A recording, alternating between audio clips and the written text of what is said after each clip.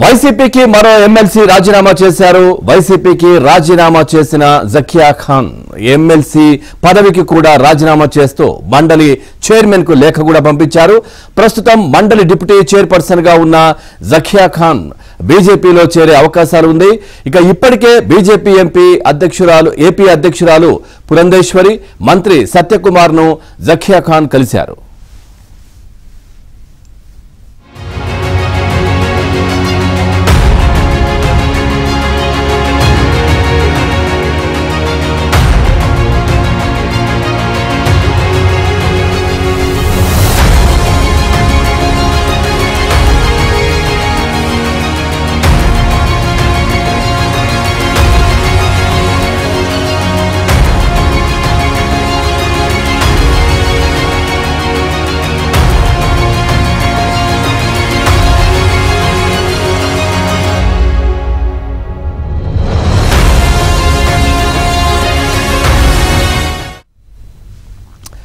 Right, break news చూస్తున్నాం. వైసీపీకి మరో ఎమ్మెల్సీ రాజీనామా చేశారు. వైసీపీకి రాజీనామా చేసినటువంటి జకియా ఖాన్ ఎమ్మెల్సీ పదవికి కూడా రాజీనామా చేస్తూ మండలి చైర్మన్ కు లేఖ పంపించారు.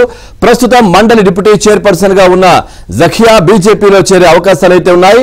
ఇక ఇప్పటికే బీజేపీ ఏపీ అధ్యక్షురాలు పురంధేశ్వరి, మంత్రి సత్యకుమార్ ను జకియా ఖాన్ కలిశారు.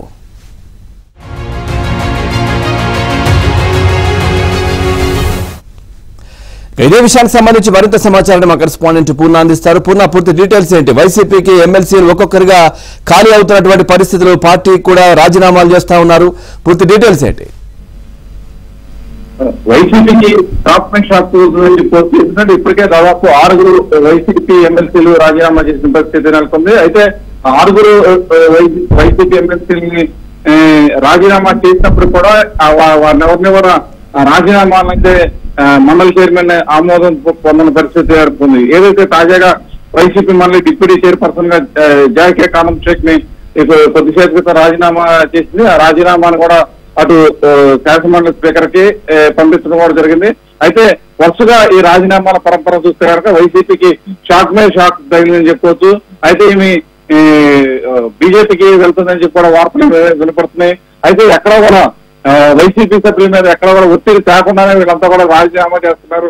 ఎందుకంటే టీడీపీ అధిష్టానం కానీ టీడీపీ నేతలు కానీ ఎవరి పనిలో వాళ్ళు బిజీగా ఉండి అమరావతి డెవలప్మెంట్ ఇవన్నీ పరంపర కొనసాగుతున్న వేళ ఇప్పుడు తాజాగా రాజీనామా చేయడం కూడా ఒకంత వైసీపీకి షాక్ అనే చెప్పుకోవచ్చు. ఇప్పుడు దాదాపు ఇప్పటికే 6 పాటు తాజా రాజీనామాతో మొత్తం 7 ఎమ్మెల్సీలు వైసీపీ గుడ్ బై చెప్పినట్టు తెలుస్తుంది. ఇంకా మరి కొంతమంది రాజీనామా చేసే అవకాశం కూడా ఉందని కూడా చెప్తున్నారు. ఎందుకంటే వారి మీద ఎవరో కూడా ఒత్తిడి తేపోయినప్పుడు కూడా ఆ పార్టీలో ఎమ్మెల్యేక వాళ్ళంతా కూడా బయటకు వస్తున్న పరిస్థితి నెలకొంది. అటు ఏదైతే గతంలో రాజీనామా చేసిన జయమంగళ వెంకటరామన్ కావచ్చు, లేకపోతే మిగతా ఎవరైతే ఉన్నారో మిగతా ఎమ్మెల్సీలు అందరూ కూడా వారందరూ కూడా ఆ పార్టీలో ఎమ్మెల్యేక రాజీనామా చేశామని కూడా చెప్తున్న పరిస్థితి నెలకొంది. అయితే వారికి కొంచెం సంఖ్యాబలం ఎక్కువగా ఉండడంతో వారి రాజీనామాను ఆమోదించడంలో అటు శాసనమండలి చైర్మన్ కొంత పక్షపాత ధోరణి వ్యవహరిస్తున్నారని కూడా తెలుస్తుంది. అయితే మేమంతా కూడా రాజీనామా చేసామో వాటిని ఆమోదించాల్సిందని చెప్పి గతంలో ఎవరైతే గతంలో రాజీనామా చేసిన 6 శాసనమండలి సభ్యులు శాసనమండలి చైర్మన్ కలిసి కూడా వాళ్ళకి ఒక వినతి పత్రం కూడా ఇవ్వడం కూడా జరిగింది. వీటిని ఆమోదిస్తారా లేదా అనేది ఈసారి చూడాల్సిన ఎదురు చూస్తున్న పరిస్థితి నెలకొంది. Right, thank you Purna, thanks for the updates.